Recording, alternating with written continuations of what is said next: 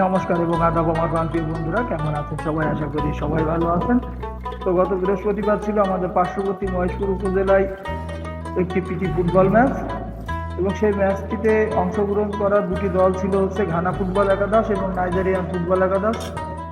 তো Ghana football একাদশ এবং নাইজেরিয়ান ফুটবল একাদশ এইটা ভেবেই আমরা মূলত খেলাটা দেখার উদ্দেশ্যে মহেশপুরের উদ্দেশ্যে রওনা হই।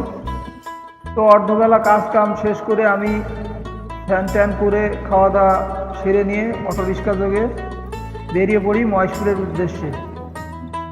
যেহেতু খেলাটি হচ্ছে মহেশপুর হাই স্কুল মাঠে, তাই এখন আমরা দেখতে দেখতে প্রায় মহেশপুরে চলে এসেছি। এখন আমাদেরকে মহেশপুর হাই স্কুল মাঠে পৌঁছাতে হবে। তো মহেশপুর হাই স্কুল মাঠের এই রোডটা বরাবরের মতোই অনেকটা জ্যাম থাকে, এবং তারপরেও গত বৃহস্পতিবার ছিল এখানকার হাটবার, যার কারণে আরও জ্যাম ছিল। তো যাই হোক, সব কিছু উপেক্ষা করে আমরা কিন্তু পৌঁছে যাই খেলার মাঠে।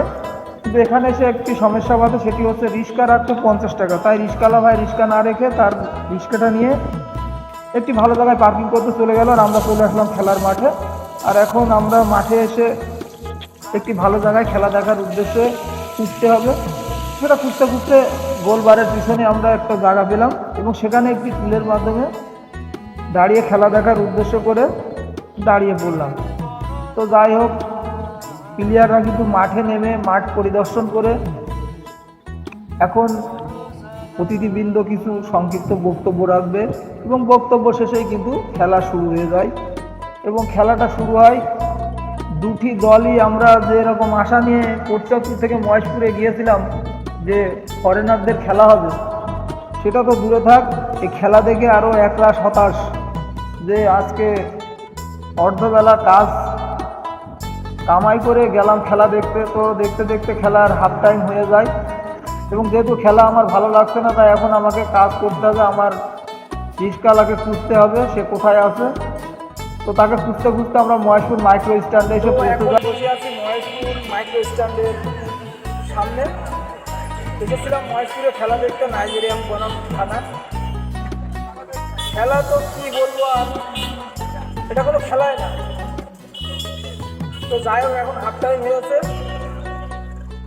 খেলা ভালো লাগছে না, যার কারণে বাড়ি যেতে হবে। কিন্তু আমাদের এই গাড়িতে আরো একজন এসেছে, সে কিন্তু এখনো আসেনি। তাই আমাদের গাড়ির ড্রাইভার তাকে খুঁজতে গেল, আর এদিকে আমাদের গাড়ির ড্রাইভারও তাকে খুঁজে পায়নি। তাই আমি আবারও চললাম তাকে খোঁজার উদ্দেশ্যে মাঠের দিকে। তো যাই হোক, তাকে খুঁজতে খুঁজতে রোদ্রের মধ্যে একটু খিদা লেগে গিয়েছিল, তাই একটু মুখরোচক কিছু খাবার খেয়ে নিলাম। এবং দেখতে দেখতে কিন্তু খেলাও শেষ। খেলা শেষ সেহেতু এখন তো তাকে পাওয়া যাবে, এবং অবশেষে তাকে পাওয়া গেল। আর রিক্সা থেকে আমরা আবারও বেরিয়ে পড়লাম বাড়ির উদ্দেশ্যে। তো যাই হোক, আস্তে আস্তে কিন্তু আমাদের অনেকটাই রাত হয়ে গিয়েছিল। তো আজকের ভিডিওটা